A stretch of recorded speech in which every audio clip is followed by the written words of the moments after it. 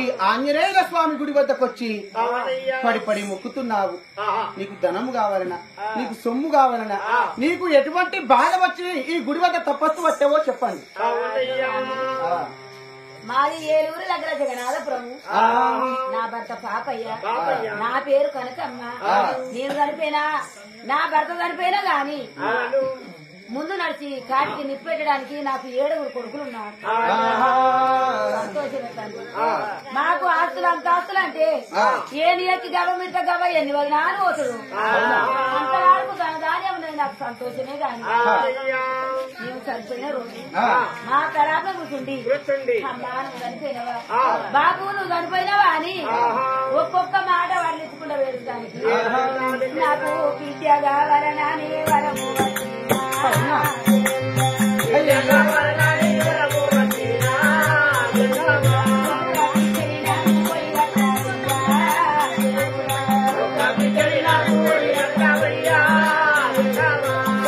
ఉన్నవి గాని బాధలున్నాయే ఓ బాలా, పై వచ్చు కారానికి వచ్చు ఓ బాలా, తలబోయే గండము నీకున్నదమ్మా ఓ బాలా, ఆడ సంతానము ప్రాణగండమే ఓ బాలా, మద్దతు నా తల్లి నా మాట వినుమా ఓ బాలా, అది లేని గండము చెప్పవయ్యా గంగమ్మ.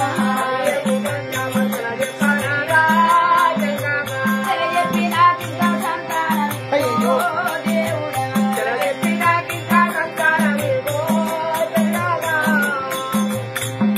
నాకు ఆడ సంతానం ఇస్తే సెలబోయే గండాలు అంటున్నావు.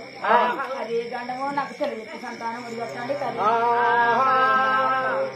కనకవతి, నీకు ఆడ సంతానం కావాలని నీ గుడి వద్దకు వచ్చి నువ్వు తపస్సు వచ్చావు గాని ఆడబాల సంతానం ఇస్తే నీకు అయివచ్చు పైవచ్చు నీ ప్రాణానికి వచ్చు అంటే నీకు 7 కుమారులు ఇచ్చాను. నేను బిడ్డనిచ్చేవాడనైతే నేను ఇయ్యకపోతున్నా. నీ రాతనందున 7 కొడుకులంగానే రాత ఉన్నది గాని బిడ్డగానే రాత నీ రాతలో లేదు. అయినా నీకొక్క బిడ్డ కావాలంటే నీ బిడ్డ జన్మించిన ఒక్కరోజు తప్ప 3 నెలల వరకు, ఒక్కరోజు తప్ప 3 నెలల వరకు అయినా నీవు అయినా నీ భర్తవైనా విరుగురు మరణిస్తారు తల్లి.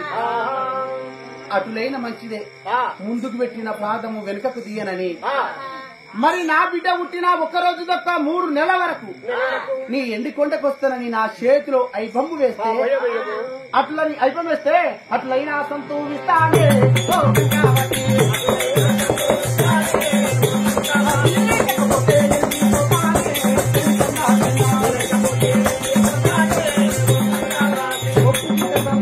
లేకపోతే వెళ్ళిపోతాను. అట్లైనా మంచిది అనుకున్నాను. అప్పు అపకృతి సంతోష అపకృతి అనుకున్నాను. నేను మరణమైనాక ఎవరు కన్న బిడ్డ అంటే కనకావతి ధర్మసేన మహారాజు కన్న పేరని నాకు పేరుంటే చాలనుకున్నాను.